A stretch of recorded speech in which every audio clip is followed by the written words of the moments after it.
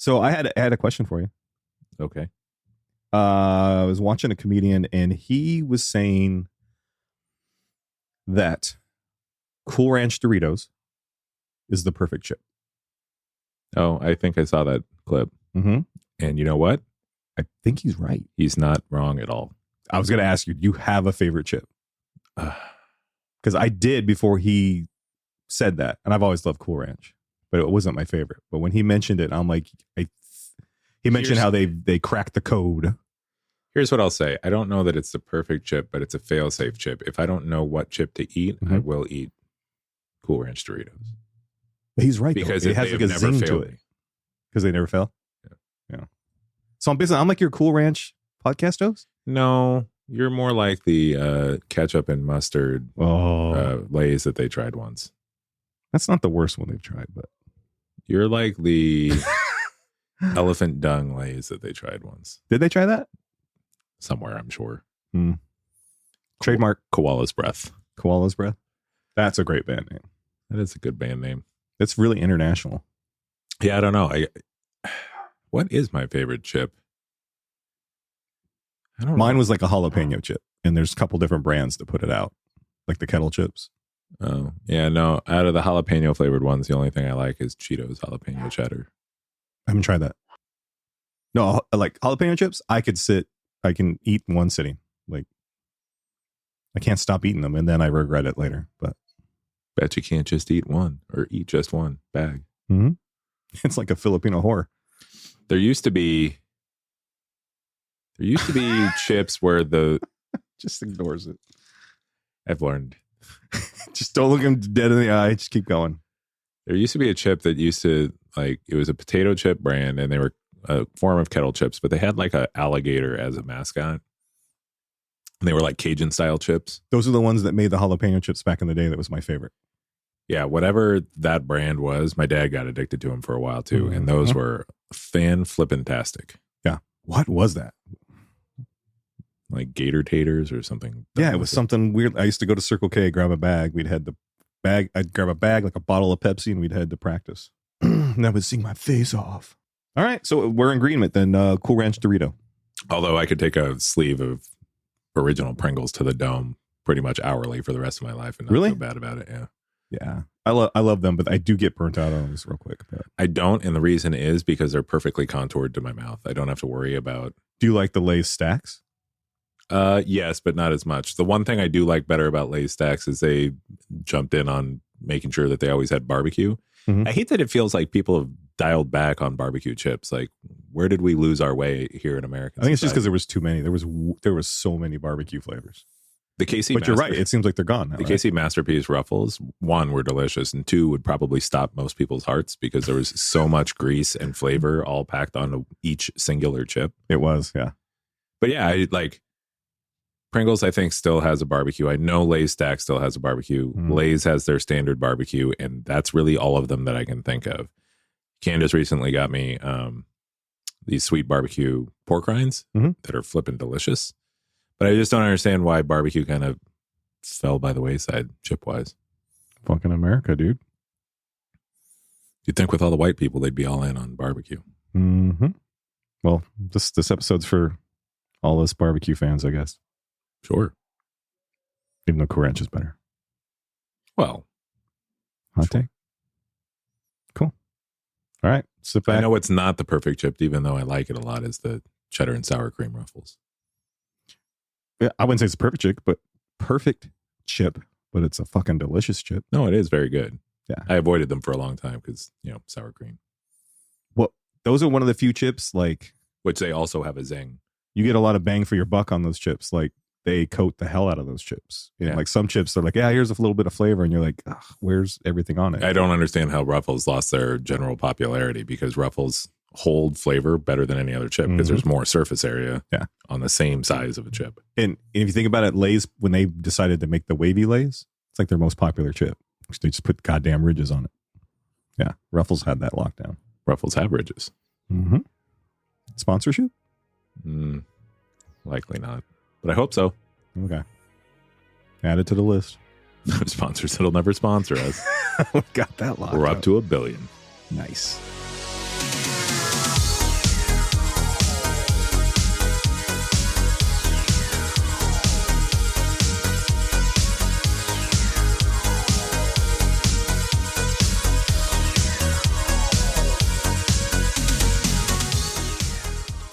All right, Slangers, we have a public service announcement.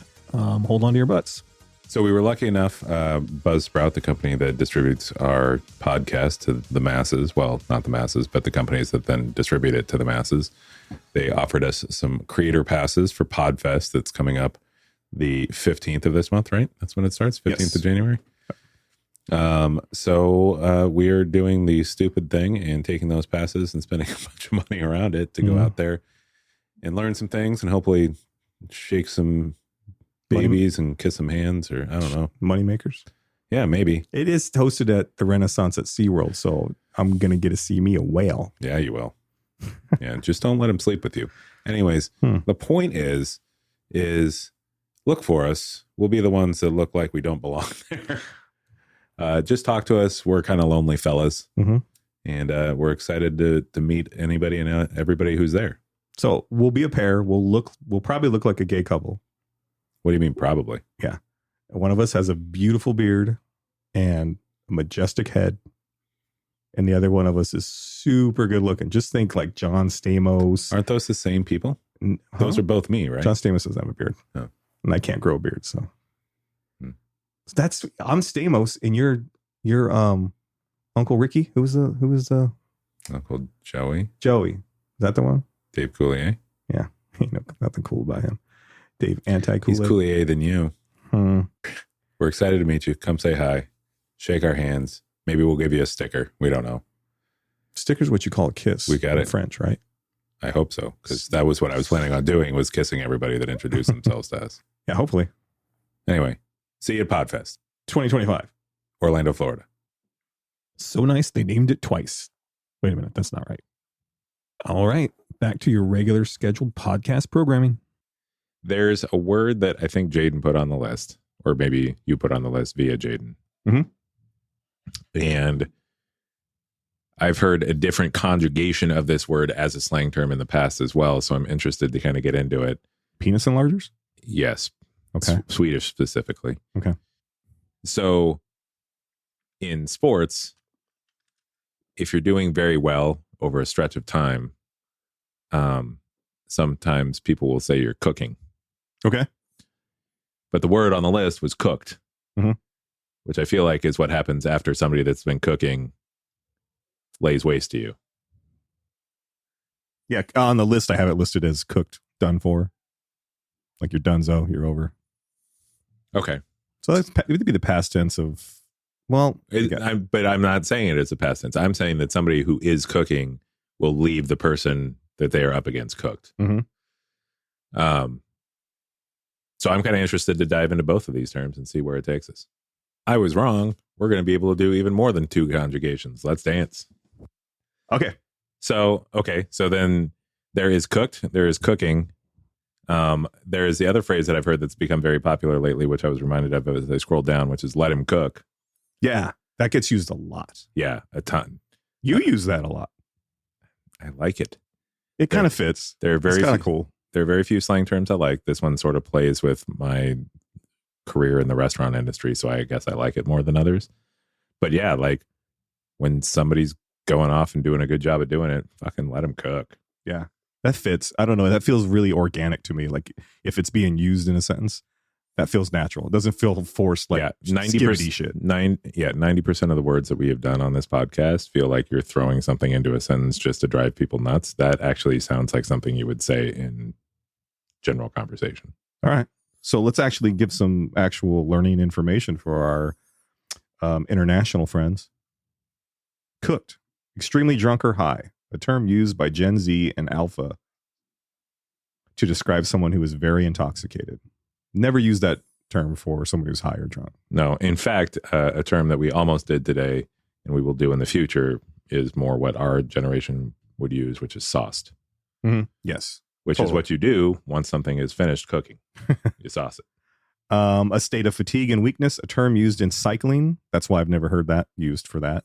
To describe a state of exhaustion, dizziness, and that's difficulty because breathing. nobody's interested in cycling. I thought you were into cycling. No, you were in rollerblading.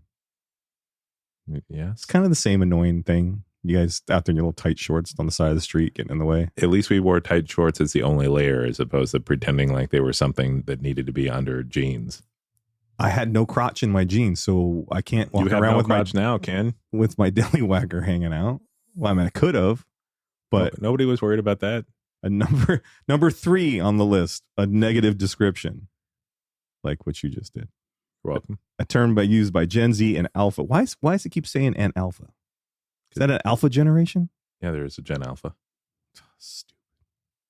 To describe Gen something Alpha, in a I'm negative pretty way. sure is the generation that's coming up with all the words that we hate the most. It's the generation like just post Reese and Tyler, like the ones that are currently in middle school or earlier. Gotcha. All right, so let me pull up Urban. Which is funny because it further proves that they do not understand that Mhm. alpha is at the top of the alphabet. Well, what does Urban Dictionary got for us? Got anything good? Anything different? It says, so what's the scenario? Oh, no. It says a way of describing a scenario, person, or object in an extremely negative way. Bro number 1. Or for the alphas listening at home, bro #1. Bro #1. The older generation would say You had me bro at pound. bro. Yo, homie, that girl is cooked as fuck. And then bro #2, shit's cooked. All right, girls cooked as fuck sounds like she stayed out in the sun too much and got sunburned.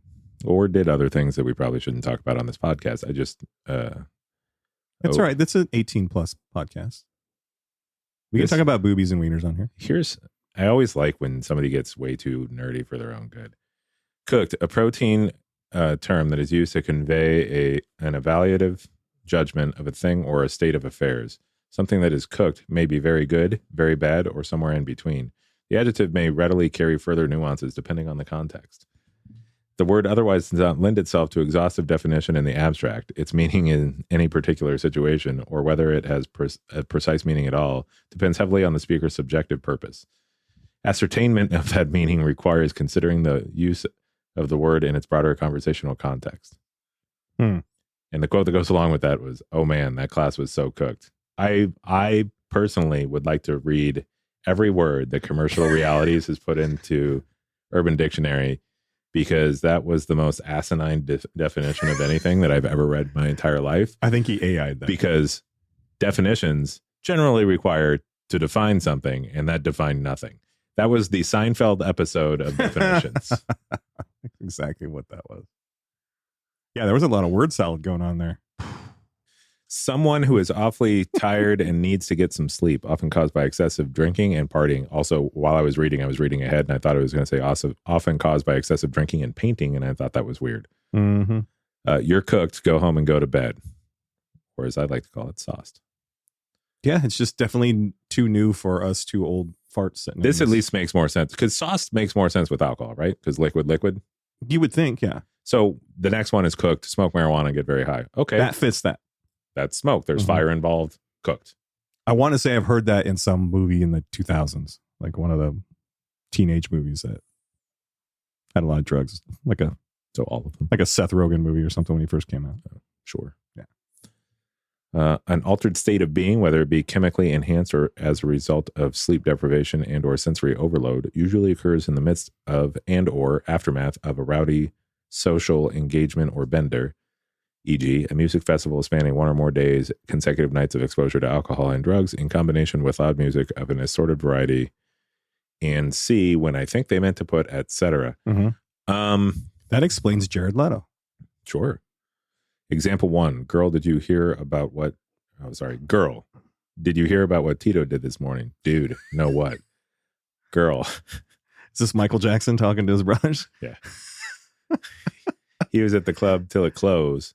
Not Hey. closed. Girl, did you see what happened to Tito? Well, that's what makes it funny, because they shouldn't have put girl. It sounds like it should be girl. It doesn't matter. He was at the club till it closed, and then he had to go to a wedding, so he decided to get a pre-wedding tattoo. Dude, are you kidding me? Girl, it gets worse. He got a tattoo of the Bloody Beetroots logo. Mm-hmm. Dude, he's fucking cooked. Example 2, also dude and girl. Dude, have you heard from Scott since he's been in Vegas? Girl, yeah, he sent me a clip from a pool party he went to where Eric Pride's, I think that's how you pronounce his name. I don't know. Was playing. He won a stack of money playing roulette and spent most of it on coke. Dude, man, he is cooking it.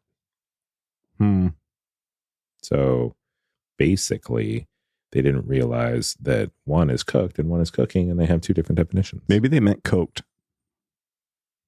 Maybe. Yeah.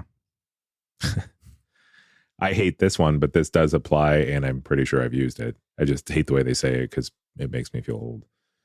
Cooked, a better word for roasted because not everyone lives in 2015 anymore.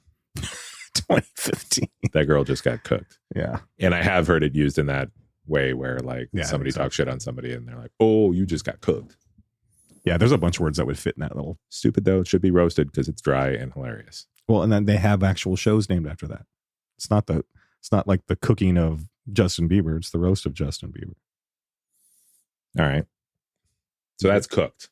It is cooked. I want to make it more wholesome though. I want it to just be what put more holes in it. Yeah. It's a guy thing, right? Gross. Yeah. Well, God gave us 11 fingers for a reason. Is that just me? Oh, that's right. You only got 9. Anyways. Yeah, because God took one of my fingers to create you. What a dick move. Get it? I want to make this word wholesome again. I want it to just mean what it meant. Like if you went and cooked something. So it's been cooked. Maquah. Make cooked wholesome again. Like a good steak.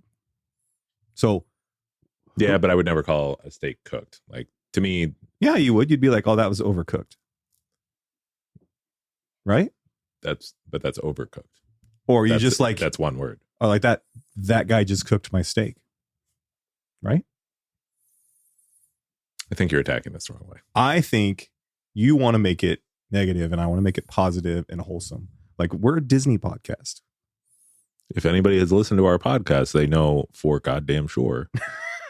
Not just based on what I said, but every episode previous that we are absolutely not a Disney. We are podcast. totally a Disney podcast. We're basically the Donald Duck of podcasts because we do it without our pants on, and we make fun of lisps.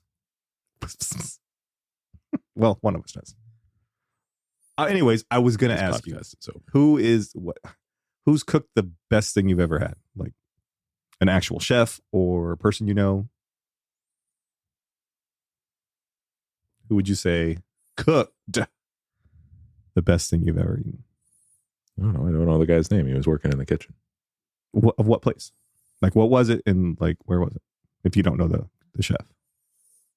It was Cafe Monarch. Oh, you treated us to that for me and my wife's anniversary, and that place is fire. We need that money back. And all of it was good. The pistachio crusted lamb was probably my favorite dish of the whole set. But the reason that I knew it was going to be the perfect meal was because I hate carrots. And so I instinctively decided to get the carrot bisque. You mean like carrots or like diamonds? No, like carrots. Like all right, because you get yourself a blood diamond, you'll be fine. Like Bugs Bunny's Yeah. favorite treat. No, and so I got a carrot bisque as my first course, thinking to myself, if I like this, there is no way I'm not going to like anything in this meal. Yeah. And I was not wrong because I fucking loved it, and I loved everything that I had in that meal. So you and Candace treated us to an anniversary dinner there. We didn't get invited. We just gave them the money to go. Yeah. It was like a gift, but apparently they didn't want to take us. No. It was date night. And you routinely give me shit on how picky I can be with food, right? Yes. In my defense, this isn't really in my defense. In your defense, anything that I've ever said about that, understand you still are the least picky Messersmith that I have ever found with food. I've come a long way. Except for your kids. Your kids are less picky than you are. Oh, yeah, because they love trying everything. Yeah, we made them grow up as like, as long as you try it, if you don't like it, don't ever eat it again, but at least try it. Yeah. So I didn't have that gift when I was growing up. So it was nuggies and mac and cheese for me. But your family has personally kept the Heinz Corporation in business. Yeah, a little certain section our family has. But so I could be a picky eater. I have not as picky as I used to be, but I'm still not as open as obviously you are. But that place was so good that I sat down and I just said, do it. Like, because if they serve you in courses, it's either you get this course or you get that course. There's no chefs making you something. You're going to eat it. And I just sat back and ate. I tried everything. I didn't like everything because for some reason I don't like scallops and I don't know why. Every time I've tried them, they just don't. It's weird to me. Isn't it? They look so good. They smell good. Everything. I think it's the texture. But to me, the texture is my favorite part. Like it's just really, yeah. That's so weird. It's like I want to like them pork belly. Yes. Do you like pork belly? Well, I don't eat it a ton, but yes, it's good. Okay. You think it's the same? Texturally, I think so. I'm not a huge fishy kind of fan thing, but scallops look good. They smell good. But I tried stuff that I usually don't eat at all. I didn't even think about it, but I tried everything. And that place was phenomenal. Really quick side note, the Gladly where we went yesterday, when you go and at the urinals, there's a newspaper and it's in front of you and it's usually food articles and stuff like that. Because you said fishy. And they were talking about how scallions keep fish from being fishy. Mm-hmm. And they were going through this recipe where you're making basically like a scallion sauce for the fish. And then they went and said what fish to use. And it was halibut and I don't remember the other 4 fish, but they were all white fish, which are not fishy. I was going to say it's the only fish I actually don't mind eating is white fish. Right. White fish is the only thing that you wouldn't have to do anything to remove the fishiness because it's not. It feels almost like a lean chicken a lot of times. Right. If there's any part that people don't like about white fish, it's just the texture of fish. It's not fishy like smell or taste or anything like that. It's just there. Yeah. But yes, Cafe Monarch was the shit. No, best thing I've ever had cooked for me. My wife cooked it. Salsa's not cooked. No, it wasn't. Oh, her salsa's banging, but it's not salsa. When we were together, I was super happy. So about 2-3 years in, like I got to my fattest. Like I was just eating. I was happy and I went from like 140. So you were literally the definition of fat, dumb, and happy. Yep. It was. And she didn't tell me. I just magically got fatter and fatter. And I was like, you got to stop a man when he's like killing himself like that. But she was working part-time at a Greek restaurant or something. I was gonna say, if you say Taco Bell and it's going towards Taco Bell. No, it was a Greek restaurant that like served, and she had access to this big, really nice kitchen, surprisingly, in Kingman. And I went there to go pick her up after work, and it was like dinner time. She's like, I'll make you something. So she made me probably the best burger I've had in my life. Like it was so fresh. It was done so well. And so clean. Yes. And when you're a fat man and you take pride in really fatty juiciness. I couldn't eat another bite. Yeah. It was heaven. That's the best thing that's ever been cooked for me. You don't even know what I'm quoting. What was not? No, it was Austin Powers. No, it's what that was? Monty Python. Would you like? I haven't watched that in forever. Would you like a dinner mint? Mm-hmm. Fuck you! I couldn't eat another bite. Somebody was talking about Monty Python in the end of the movie, and I was like, I don't even remember that. How it just ends. Oh, Holy Grail. Yeah. And they get arrested. Yeah, they come in and arrest him, and I was just like, why don't I remember that? Shows you how much I paid attention. I was probably cooked when I was watching it. See what I did there. Even though I've never smoked anything, but sure, whatever. I've had enough secondhand smoke to kill a cow, but secondhand smoke kills. Kills flavor. Okay, what was on the burger? All my favorites: burger, cheese, bacon. Did she do onion rings on that one? And then lettuce, tomato, pickle, and no sauce. But it was like a double. What the fuck did they have pickles in a Greek restaurant for? Fuck, I don't know. I think she was just making stuff up. I don't think it was a Greek restaurant at all. To me, it sounds like a front for a mafia or something. It could have been because it went from like a chicken joint, like a Pioneer Chicken, I think is what it was. Oh, Pioneer Chicken was the best. You remember Pioneer Chicken? Yes, I remember. It had the best chicken strips ever.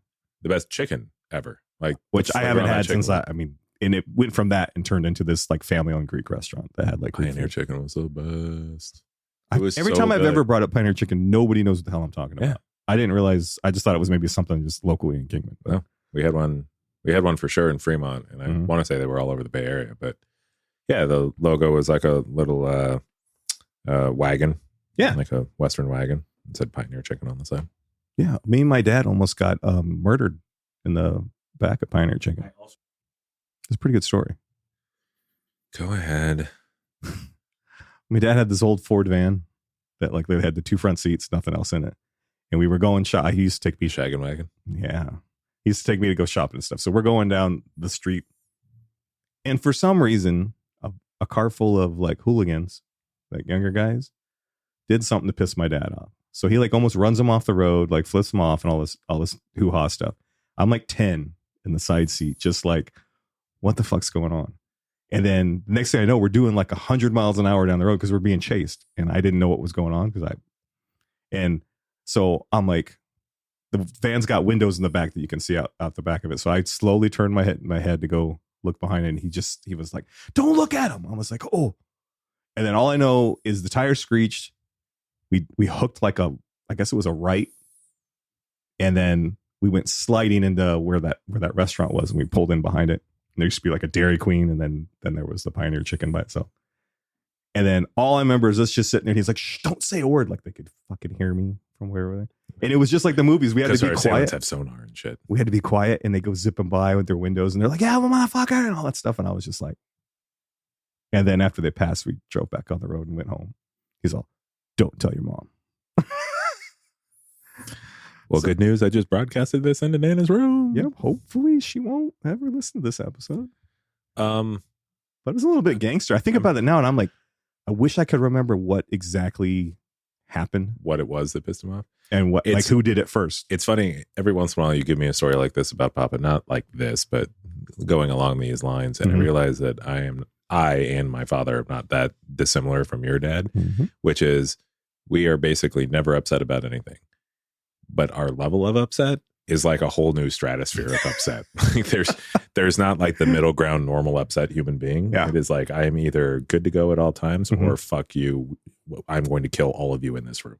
So like my first 10 years with my dad was my dad coming out of the military. So like my brothers and sisters don't remember dad when like he had to stop drinking and smoking. Like I remember being like 2 or 3. It's one of my first memories is going into one of his poker games because he used to have everybody over, and the room was just filled with smoke. He was winning, so he was cooking. He was cooking, and I would get up on his lap, and he would let me have a drink of beer because I'd like, "Dad, can I have a drink of that?" And he'd give me a little sip of beer, and I'd almost throw up because it was the grossest thing ever. So that was, those kinds of things were happening. My dad was still kind of in that Navy military, like, but yeah. So I have all weird things like that where dad wasn't like fully domesticated yet, and my dad's he was always super smart because he was like a teacher, and he always kept, get knowledge, but it was always about history shit. Yeah. So second conjugation, cooking. Oh, I thought you were going to talk about your history of being a Catholic. But anyways. I'm trying to figure out what word that you think conjugation congregation. Oh, there it is. There you go. Okay. I know words. 2. Conjugation and congregation. And I'm not sure you know conjugation. So we're doing, what's the word we're doing? Cooking. All right.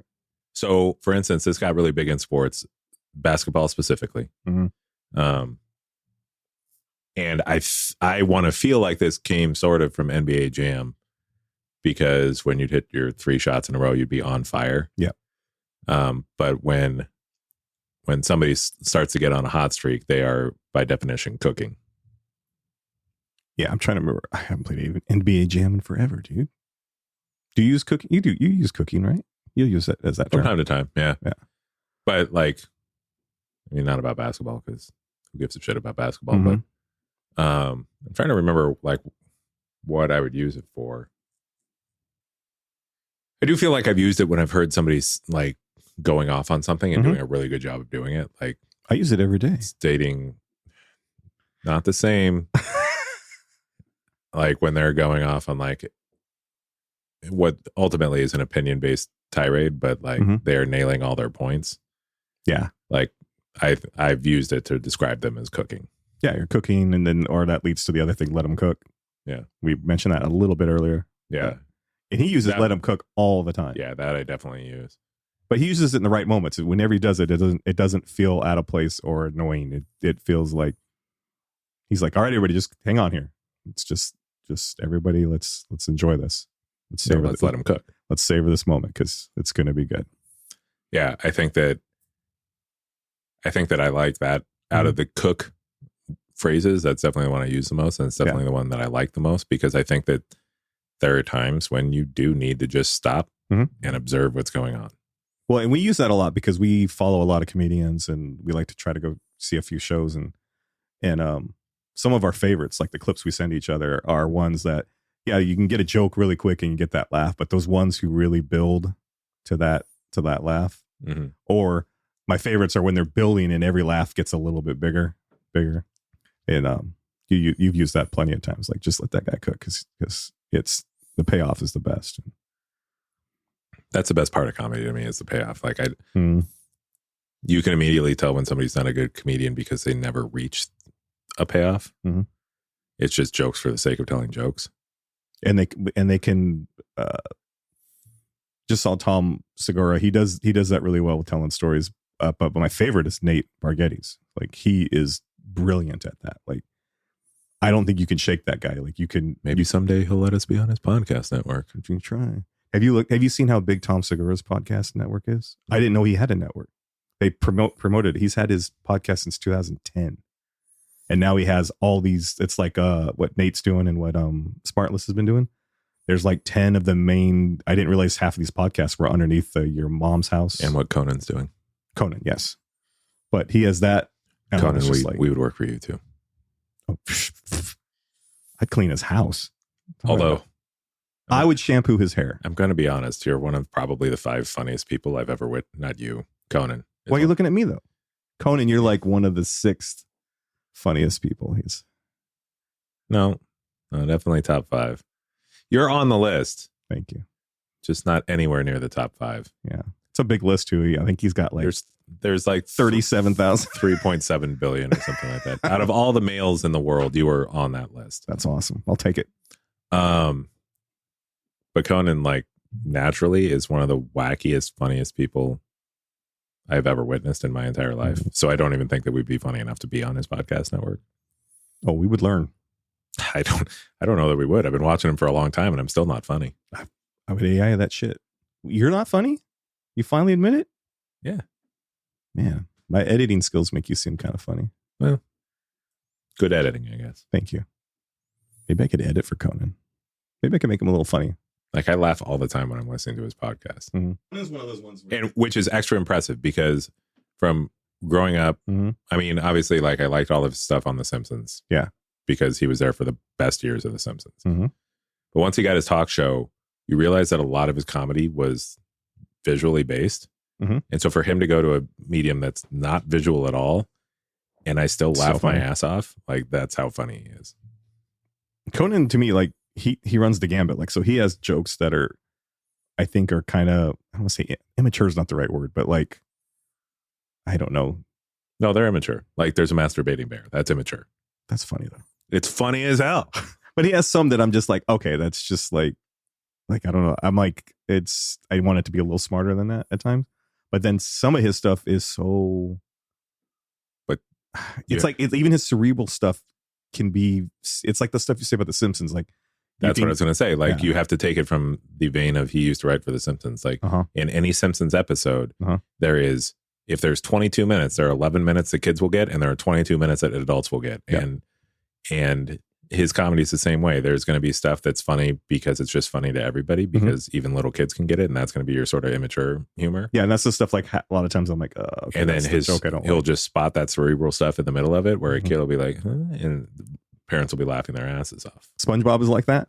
And who was the other show that was like that? You mentioned The Simpsons. Excuse me. I mean, Futurama's like that, but I know you wouldn't talk. But that's just that's to me, that writing was much better, I thought. So I hate to say it, mm-hmm. but yes. But the reason that it was better, I think, is because, and it's weird to say this because it's not like Simpsons is based in any reality. No, but because it was in the year 3000 and had nothing to fight with. Mm-hmm. Like, they had already found their line of humor. You weren't holding it against a real timeline because that timeline never happened yet. Well, and they didn't have to cater to like the little kids for it. It was already adult humor coming out of the gate, so it could be its own show. I was going to say Looney Tunes. Like, if you watch any of the old stuff, a lot of it is inappropriate now because jokes have gotten a little, I don't know, safer these days. But that was the same thing. I laughed at watching it, like that anvil fall on his head. That's funny. Right. The dog bite him on the ass. That was funny. And then when you go and watch him now, and you're like, oh, that was a very adult. You're like, oh, I didn't realize Wile E. Coyote was fighting depression. Yeah, it was, and like, you know, Bugs Bunny and them said some shit sometimes, and I grew up with that shit. A lot That's of what like they call desensitization. Mm-hmm. Well, and like those are drawn in like in the 40s and 50s, and obviously racism was still very prevalent. So Still not okay, but accepted because nobody stood up to it yet. mm-hmm. And what's even worse is, as that started to get better, if you watch any of those cartoons and stuff, that the Asian references are 10 times worse than So bad. anything. Even like 80s movies, it was still bad. And some of them were my favorite movies. And I go back, I think about it now. I'm like, oh, that's not good. Yeah. Real bad. That generation's cooked. I think we just cooked the episode a little bit, just brought it down there at the end. Yeah. We're good at that though, right? Way to go, Debbie Downer. Mm-hmm. You really know how to close out an episode. Mm-hmm. Tears. Well, can you bring us back up? All right, cook me up some outro music here. What do you got? Cook you up some outro music? Dude, don't step on my outro, dude. Well, I'm just trying to understand what you mean by saying cook me up some outro music. The word is cooked. Uh-huh. So cook me up some outro music. Put that son of a bitch in a wok and cook it away. Okay, let me back this up. You giving me that definition didn't define anything. So what do you mean by cook me up some outro music? Because I think that everybody knows that I do not play the music for these episodes. That means take up a bunch of different sounds, put them in a pan, fry it up, serve it. I'm ready for you. You are somehow getting further away from the definition that I need to help you out than when we started. And I don't know how that's possible because there was no direction given at the time. Can you lead this camel to water? This comedy camel to water? Get us out of here. I mean, I was going to go off on this whole thing about, you know, if you haven't listened to us before, start listening and, you know, let us cook because from time to time we can be pretty funny. But damn, that's way too good. But after that last few minutes, I don't think I can say that. I think I'd have to take it back. I think that maybe this podcast is cooked. Yeah. And we just need to call it before we hit season 3. You're welcome.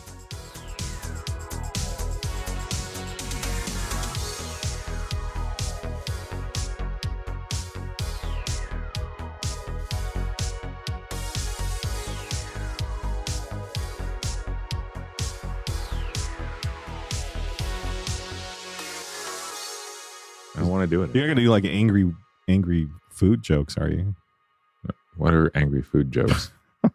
Like when a banana gets really upset with somebody, or I wish. That's it. I'm going to split. All right. So little birdie told me. See what I did there? It's an angry banana. Banana split. Yeah, I gotcha.